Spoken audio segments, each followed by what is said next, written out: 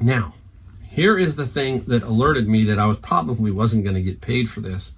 It was somebody in Taiwan, okay? And I thought, well, let's see what happens. Let's see if my intuition here is correct and it tanks. Let's see what happens. Well, I just got a note from the potential buyer, and here's what the potential buyer said. Hi, I just...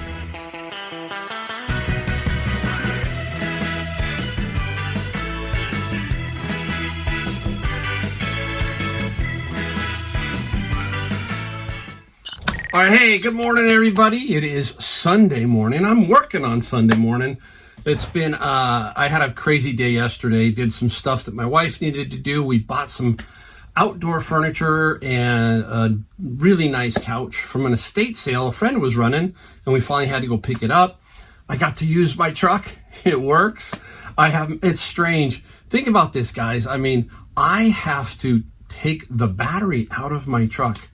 When I don't drive it maybe once or twice every 2 weeks, but I'm going to take the battery out and I'll leave a note on my window that there's no battery in this truck, so you're not going anywhere. I mean, it has gotten that sad in the area I am. And if you're new to my channel, I'm from San Jose, California, Silicon Valley. And yes, it's gotten that bad. They're stealing catalytic converters, and trucks right now are red hot, especially the older ones. And that ended up because I had to get a new battery, because I believe what happened was the dealer either left the lights on or they dropped the battery because it wasn't showing connectivity when I went to go test it. And that cost me $200. So now a complete about $1,400 into that potential theft that they didn't get the truck. I'm glad. But it drives now, and I used it the other day, so... Anyhow, wow, it's just crazy around here. Some people, look, this channel's a lot different than others. I tend to go off track a lot. I tend to have, hey, I want it to be the real me, see me, understand me. I don't want it to be any different. I want it to be, just, hey, this is how I am. If you see me in person, I am going to talk to you like this. I'm going to be your friend. I will... just be like I am. And I have a lot of great friends out there, and a lot of things touch my nerves, okay? I live in California, and I have born and raised here. So if you're new to this channel, the first part, we can talk about stuff. That's the way it is. I just don't want to just show you stuff and then move on and say, hey, there you go. I just want to talk about some things that kind of gripe me. And it might, sort of not offend you, but you might not like what I say or not align with what I say. Don't worry about that. Think about, hey, how can we as a country, or how can we as people do things better? How can we become better resellers? All of that kind of stuff. So don't ever take it personal. I think that's part of our problem in this country, is we're taking so much stuff personally when we should talk about things and be able to talk about things and maybe solve some problems. I don't think we can solve a lot of these problems. It's gotten so divided and so...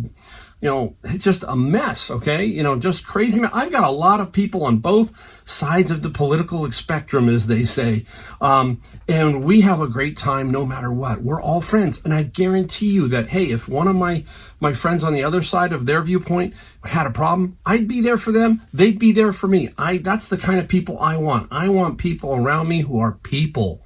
That's it. I want people, but I want people to also be thinkers. That kind of thing.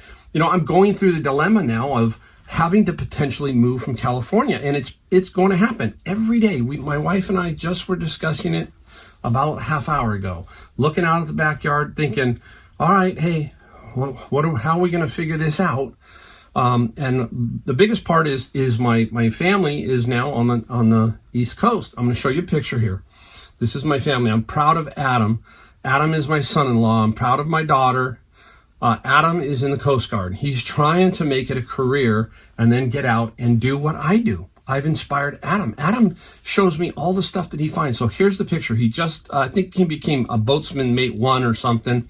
And super proud, super proud. And there's my 3 grandbabies from them. Amazing, amazing family. I see a lot of myself in that family and my wife. We see that.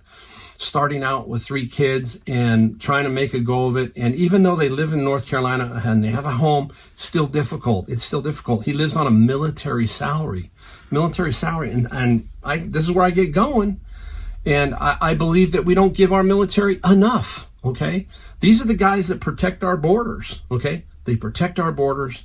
They are the ones that keep bad guys out, or try to keep bad guys out. A country without borders is not a country, guys, okay?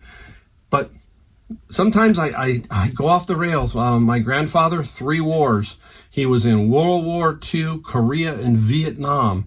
And he had a lot of strong opinions that kind of filtered onto me, okay, about a lot of things. And,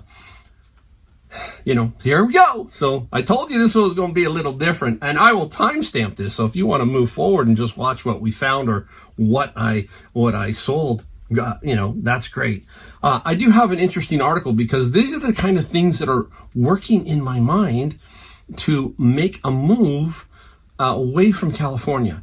They say, I've seen many studies that says that 80% of people who retire still retire in the area that they're at. The reason being is familiarity, medical, family, a lot of different things. But now family is starting to move away, especially from California, because it's just so expensive. So this is the thing. But my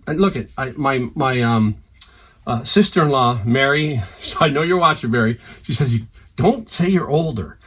Because, well, I am. I'm 60, so I'm not old, and I don't think that way. But I am getting, further along in my age, and I've got to make some decisions to finally, wind it down slowly. I will always do this. So, but I'm being pushed, and I'm being pushed because of some policies that I don't agree with and stuff like that. And here is one. This is kind of amazing to me. So let's go over it. I mean, I told you I'm different here, but let's take a look at this. This is a crazy, crazy thing to me. Okay, here it is. We have some kind of government agency here called the Bay Area Quality Management District. You gotta love it, right, guys? That's another problem with the government. There's always a new agency, and this has been around for a long time, but there's always new agencies popping up, right? More government, yeah, take more money, create more government jobs, whatever. But here it is. The Bay Area Quality Management District is on track to accelerate its mandate for natural gas water heaters and furnace replacement. All right. So I'm going to tell you my house. I have a gas water heater. You hear it sometimes in the video. I have a gas stove and I have a gas furnace. I love them all. I especially love my gas stove. I just do. I love cooking on gas. When I was young, I was in the restaurant industry. Everything was gas. Man, we could cook fast. It just, it was just the way. And I learned how to clean my gas grills from the restaurant industry. If you've got your big gas grills, what they would do is flip them upside down, and they would burn off all the excess fat and gristle and all that. Now I take mine and put it in my barbecue, turn on my barbecue, let it burn all of that stuff off. So that's kind of an interesting little tidbit. See, I got all kinds of things here, all kinds of little knowledge and tips and tricks. Let me read it real quick. At this meeting, they will be voting on the following accelerated timeline from 2030 Air Resources Board. Proposal for banning the sale, installation, replacement of all existing natural gas furnaces and water heaters. Here's their timeline. Listen to this timeline. 1/1/2027, no natural gas water heaters can be sold or installed in the Bay Area in all new and existing buildings, including single-family homes. That is about 4 years away. 4 years, all right? Now, up to 1/1/2029, no natural gas furnaces can be sold or installed in the Bay Area in all new and existing buildings, including single-family homes.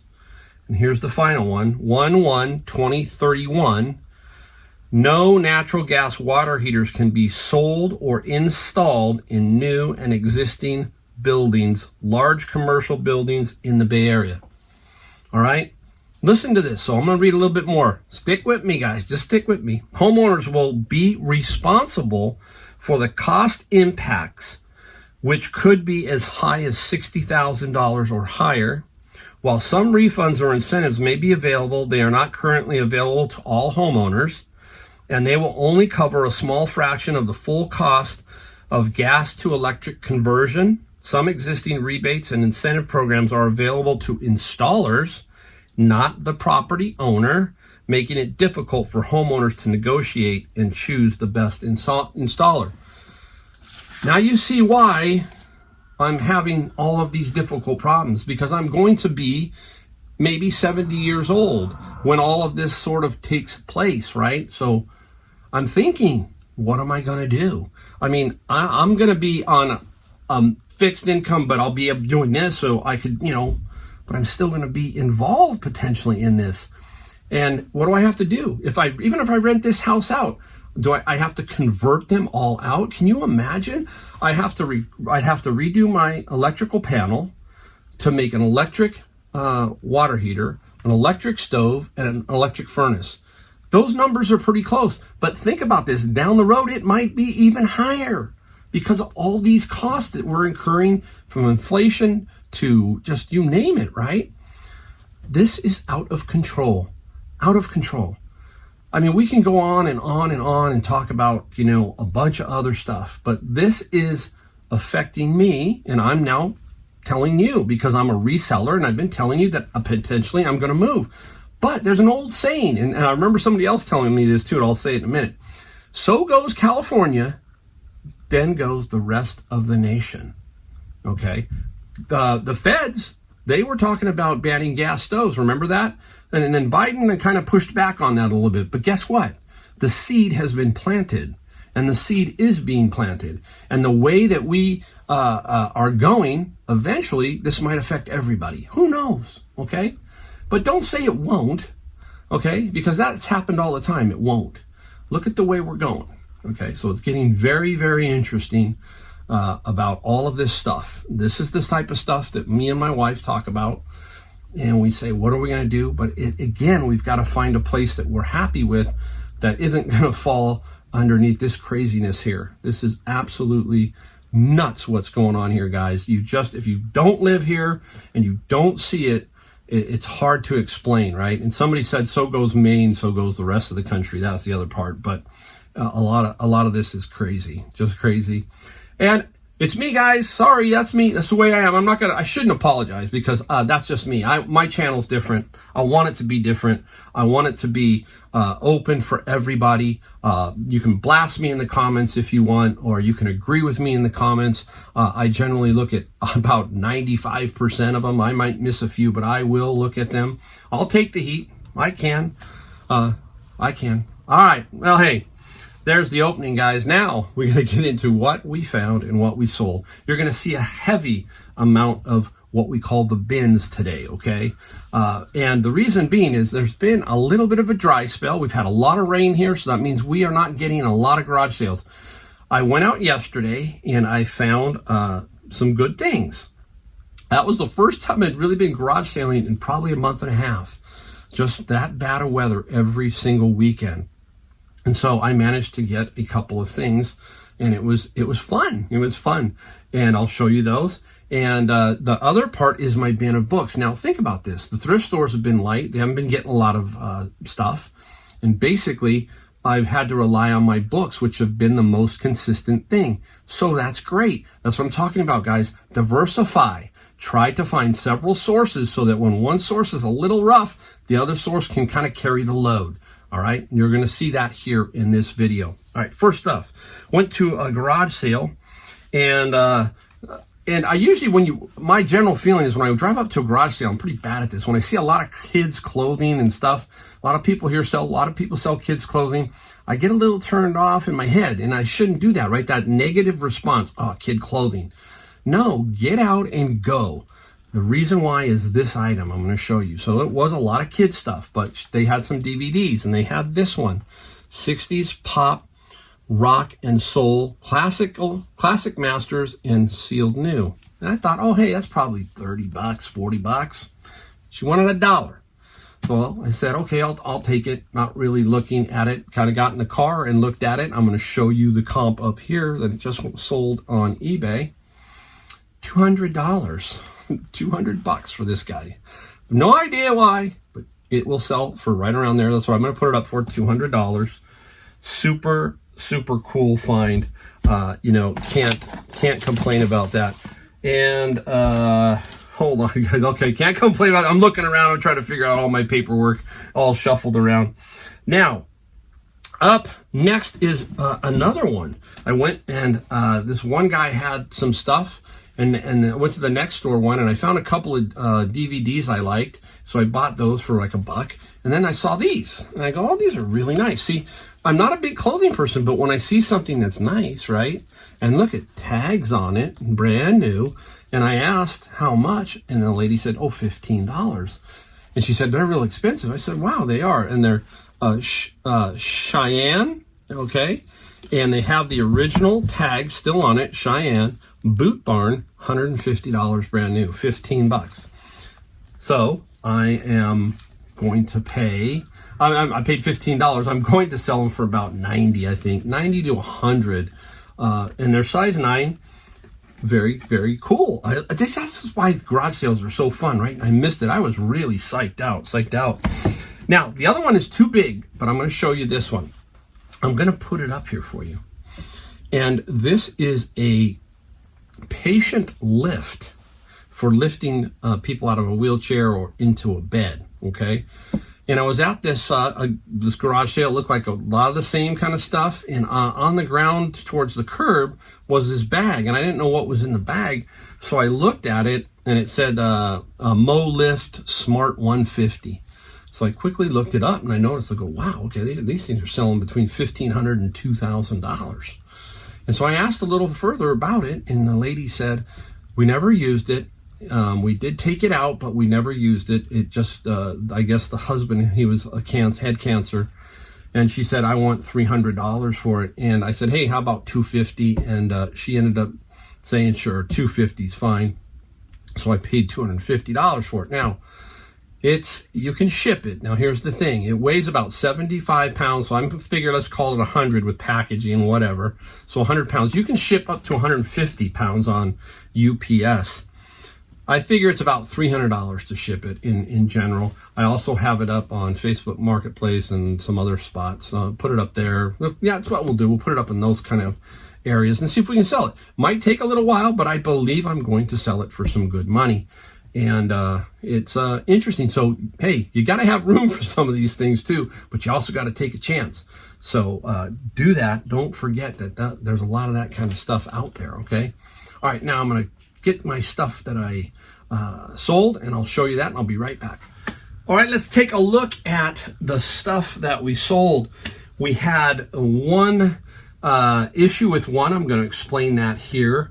It happens a lot, so it's kind of part of being an eBay seller and part of being an eBay global shipping seller. So we'll talk about that in a second. Yeah, we'll get going here. I shipped a bunch of stuff yesterday. I'm not going to go and show you a bunch of that stuff because I took up so much time at the beginning. But anyhow, let's get going on the, and you're going to, like I said, you're going to notice a heavy influence of the bins here, basically. The first one here is this guy, Royal Mail Special Stamps 2012. I got about 15 of these out of the bin of books. I have several videos. I put a lot up recently that show me actually at the bins. So this here is basically a book, and then they have stamps. So like little history, and then down here is the actual stamps inside the book. So these are sort of collectible. I've put them up at a very fair and aggressive price. These things, if you don't, in my opinion, if you're not wanting to keep this stuff around, you got to be aggressive with your pricing. It's about the third one I sold. This one sold for $55 plus $14 shipping.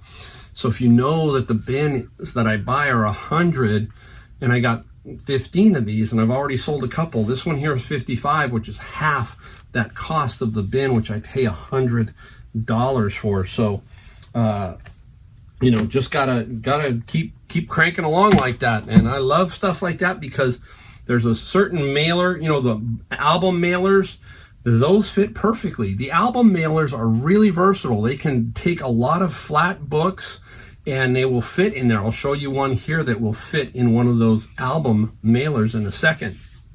All right.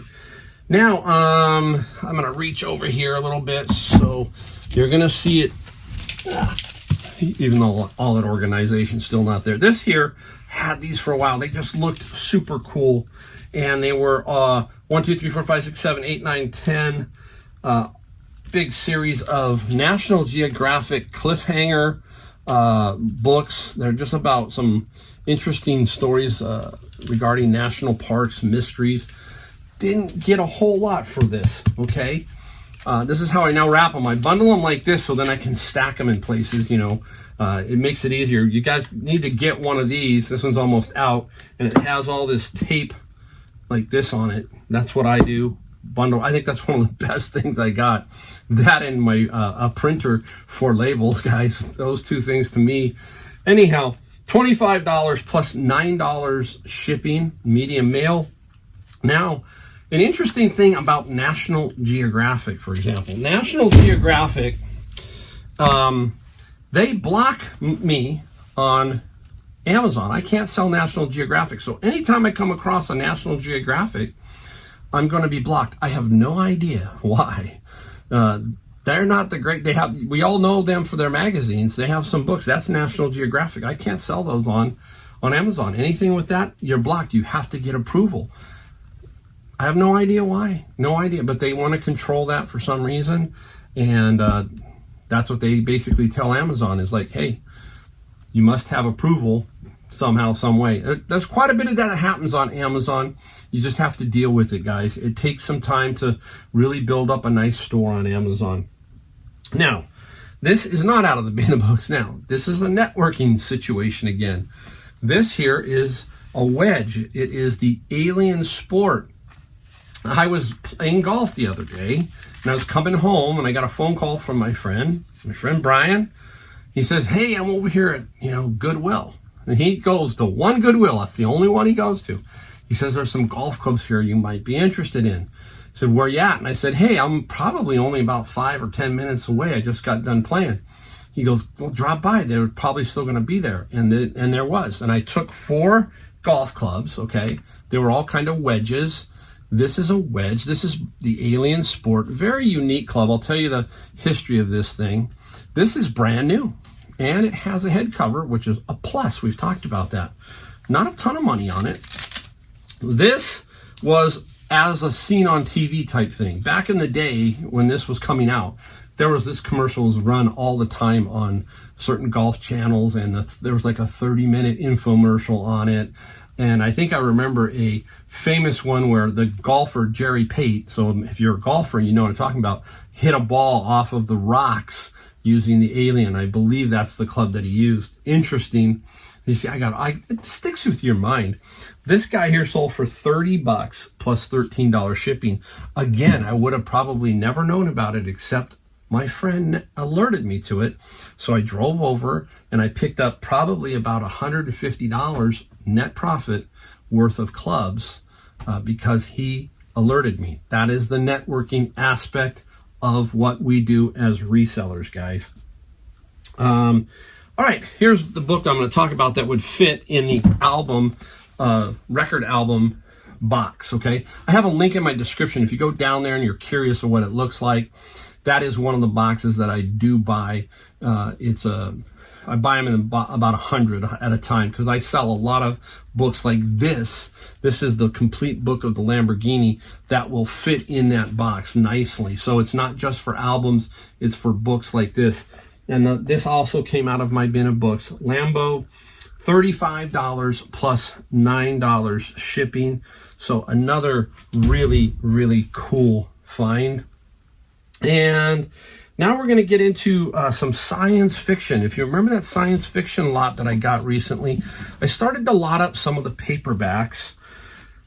It is really difficult. None of these were expensive on their own, so I lotted up. This was a Jack Vance, okay? And there's a famous, not famous, but Dawes books. You look for that little yellow right there. Long story short, I just bundled them up, and this one on Jack Vance sold for $22. I think I had it for $24.95. I took a $22 offer plus $8 because I've got so many lots of this type of stuff that I'm just going to start letting it go for a fair price.